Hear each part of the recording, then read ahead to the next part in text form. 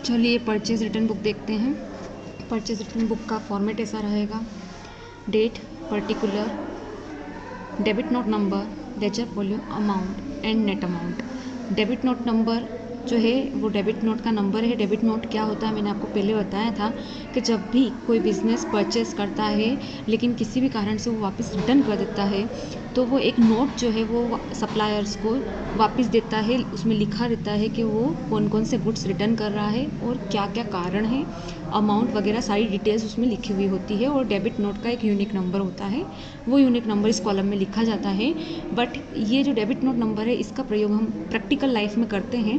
अभी आपको जो है क्वेश्चन में डेबिट नोट के नंबर नहीं दिए होंगे आपको, बट ये जो कॉलम है ये दिखाना है, शो करना है और इसे खाली रहने देना है। तो क्वेश्चन करते हैं।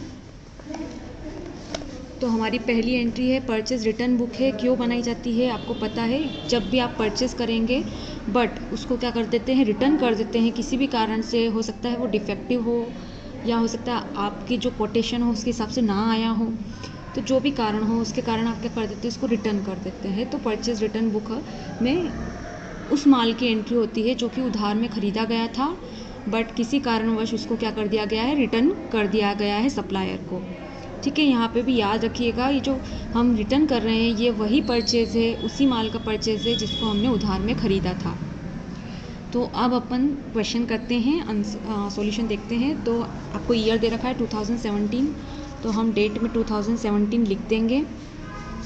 ठीक है, इसके बाद हमारे जो है 8 सितंबर की एंट्री दे रखी है, इसलिए यहाँ लिखेंगे हम सितंबर 8।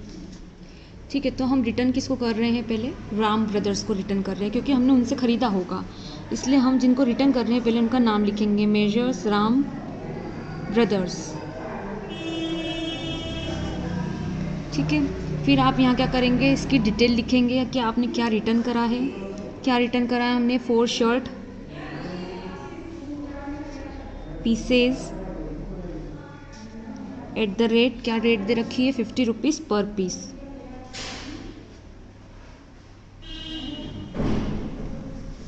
ठीक है, आपने 4 शर्ट पीसेस जो है 50 रुपये पर पीस में क्या करा है, रिटर्न करे हैं।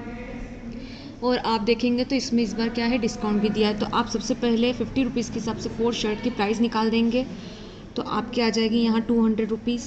अमाउंट के कॉलम में 200 रुपीज़ लिख देंगे हम। अमाउंट के कॉलम में क्यों लिखा है? क्योंकि अभी हमको डिस्काउंट माइनस करना बाकी है, नहीं तो अगर डिस्काउंट नहीं होता तो हम डायरेक्ट नेट कॉलम में लिखते हैं। ठीक है, नेट अमाउंट के कॉलम में लिखते हैं, बट अभी डिस्काउंट डिडक्ट करना बाकी है इसलिए 200 हम अमाउंट के कॉलम में लिखेंगे।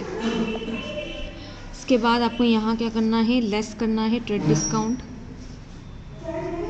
कितना ट्रेड डिस्काउंट है हमारा? 10% ट्रेड डिस्काउंट है।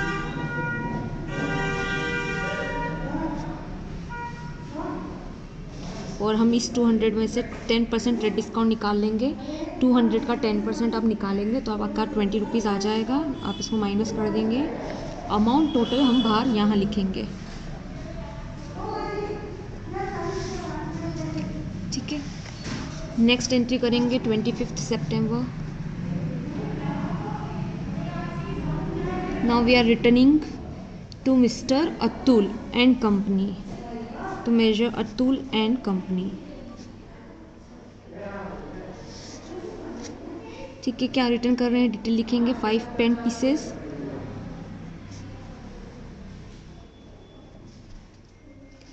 और रेट दे रखी है आपको एट द रेट 160 पर पीस।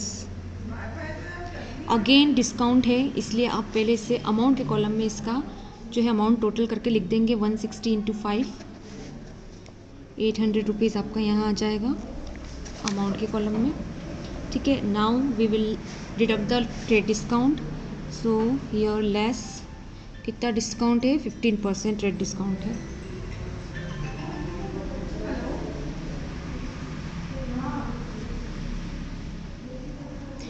अच्छा, एक चीज़ और आपको ध्यान रखनी है, क्वेश्चन में आपको रीज़न दे रखे हैं कि क्यों रिटर्न की गई है। जैसे कि 4 शर्ट पीसेस जो रिटर्न किए गए हैं वो इसलिए रिटर्न किए गए हैं क्योंकि क्वालिटी जो थी उसकी वो अच्छी नहीं थी, इन्फीरियर क्वालिटी की शर्ट्स थी।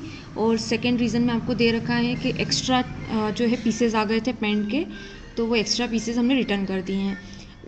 उस डिटेल्स से हमको यहाँ पे परचेज रिटर्न बुक में कुछ भी लिखने की ज़रूरत नहीं है, आपको सिर्फ नाम लिखना है कि आप किससे रिटर्न कर रहे हैं और डिटेल लिखना है, and then you have to deduct the trade discount.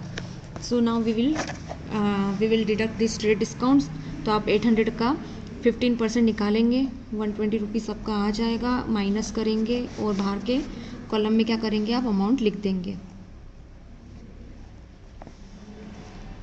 ठीक है, अब हमने ये लिख दिया. इसके बाद हमको क्या करना है, टोटल करना है.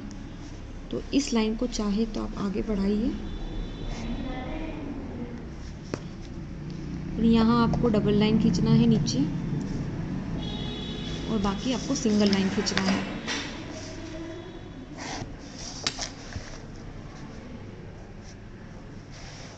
यहाँ हम लिख देंगे टोटल रिटर्न्स, या आप चाहे तो टोटल परचेज रिटर्न्स भी लिख सकते हैं कि हमने कितना रिटर्न करा है टोटल. यहाँ नीचे डबल लाइन खींचना ज़रूरी है, आप ये चीज़ का ध्यान रखिएगा. और इसके बाद आपको क्या करना है, इसको टोटल कर देना है.